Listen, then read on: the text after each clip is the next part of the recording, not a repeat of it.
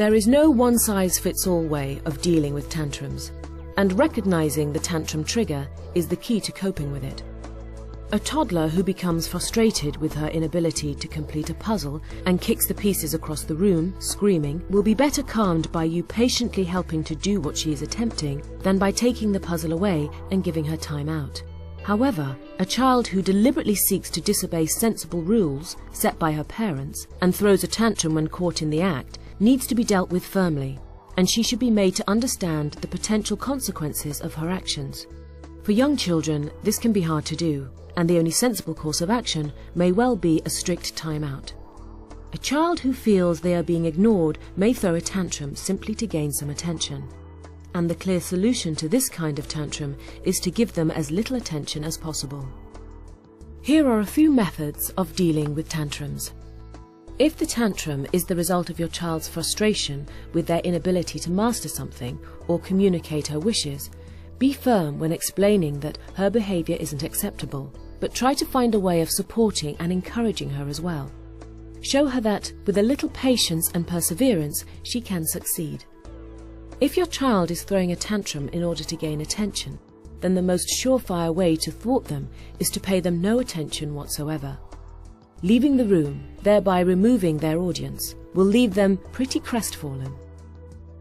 In the short term, they may up the stakes in order to try desperately to get you back, but after a few such experiences, they are likely to realize that they are not achieving their aim and try other, hopefully more pleasant, tactics instead. Timeout.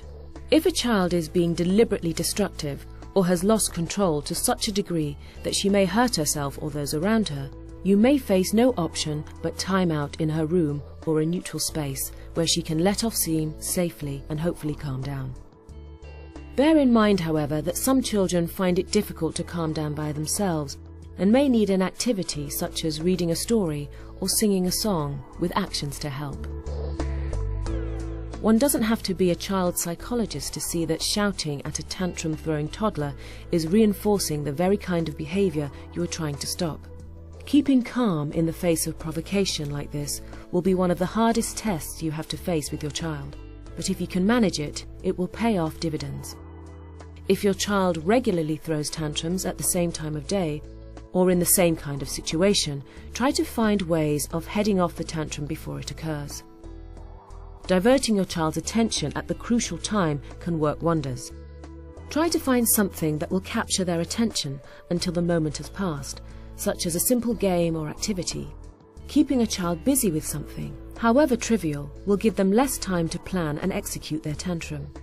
Even a slight change of scene may head off the brewing storm. Go outside or even into a different room.